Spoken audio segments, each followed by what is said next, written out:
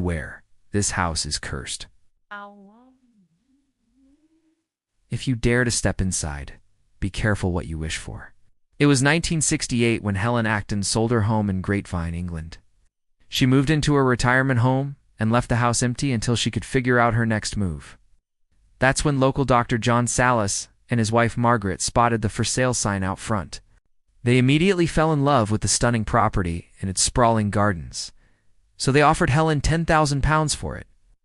But Helen refused. Helen never took the couple up on their offer. But then something very strange happened. She had a vision. In her dream, she saw a woman dressed in white standing in the garden. The woman begged Helen not to sell the house to the Solly sisters. She told them that if they did, the house would take everything from them, just like it did for her. And when they looked into the woman's face, Helen was shocked. It was her own face. Then she woke up screaming. She tried to brush off the dream, but then it happened again. And then again, and then again, every night.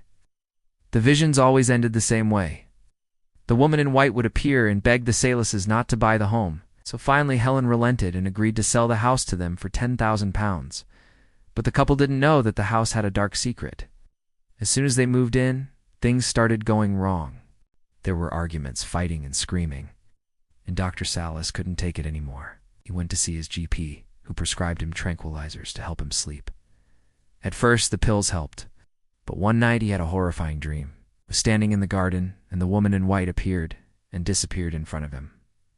Then he woke up and his wife was nowhere to be seen. Found her in the garden, drenched in water. She had been crying and screaming all night.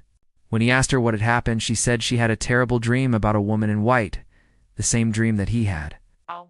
Things went downhill from there. Soon after, Margaret became pregnant, but unfortunately she suffered a miscarriage. Once again, she had dreamed of the woman in white. This time the woman appeared in her dream and reached out to her. Margaret felt an icy cold touch on her stomach, and then she miscarried. The couple decided to leave the home and return it to Helen. But when they got back to the house, they couldn't get in. The front door was locked and no one was home. Called the police, and when officers entered through a window, they found Helen dead in her bedroom. She had passed away in her sleep.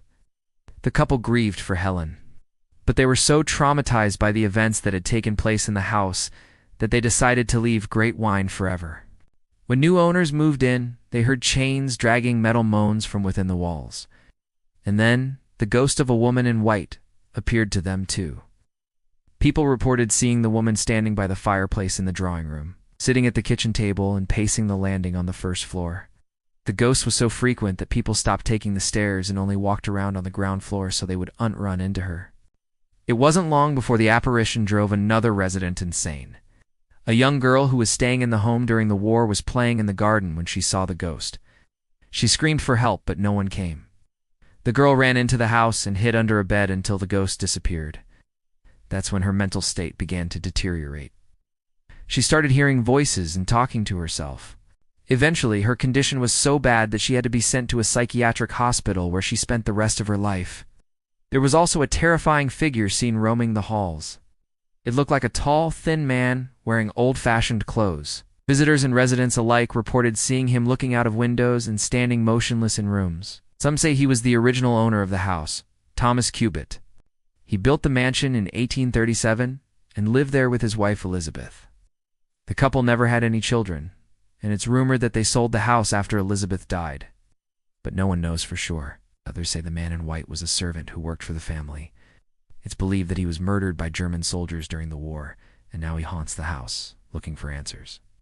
The worst part, though, was yet to come.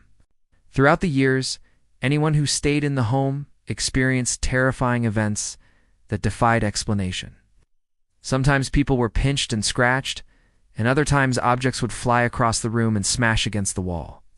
One couple even reported seeing a ghostly dog running through the house.